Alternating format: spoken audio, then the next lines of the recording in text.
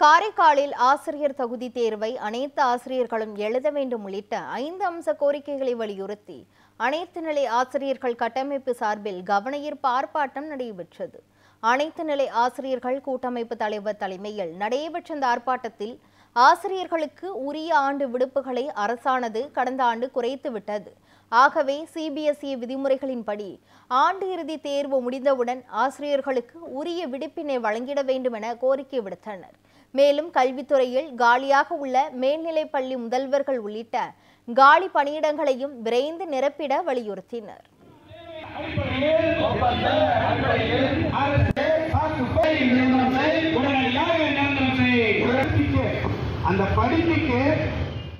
அனைத்து நிலை ஆசிரியர் கூட்டமைப்பு சார்பாக கவன ஈர்ப்பு ஆர்ப்பாட்டம் ஆசிரியர் பெருமக்களுடைய முன்னிலையிலே ஆதரவோடு நடைபெற்றது.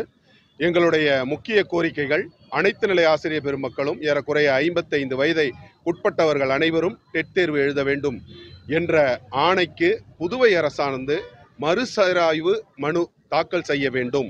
கடந்த 5 ஆண்டு காலமாக தொகுப்பூதிய அடிப்படையில் பணியாற்றக்கூடிய ஆசிரியர் பெருமக்களை பணி நிரந்தரம் செய்ய வேண்டும். மாணவ கண்மணிகளுக்கு ஆண்டுதோறும் கிடைக்கக்கூடிய அந்த பாட புத்தகங்கள், பள்ளி சீருடைகள், கைப்பைகள் இவை அனைத்தும் கூடிய விரைவாக காலத்தோடு கிடைக்க வேண்டும் என்ற கோரிக்கைகளை வலியுறுத்தி பள்ளி கல்வித்துறையில் காலியாக உள்ள துணை முதல்வர்கள், பட்டதாரி ஆசிரியர்கள், தொடக்கப்பள்ளி ஆசிரியர்கள் இந்த போன்ற பணியிடங்களை விரைவாக நிரப்பிட வேண்டியும் இந்த கவன ஈர்ப்பு ஆர்ப்பாட்டமானது அனைத்து நிலை ஆசிரியர் கூட்டமைப்பு சார்பாக இன்று நடைபெற்றது.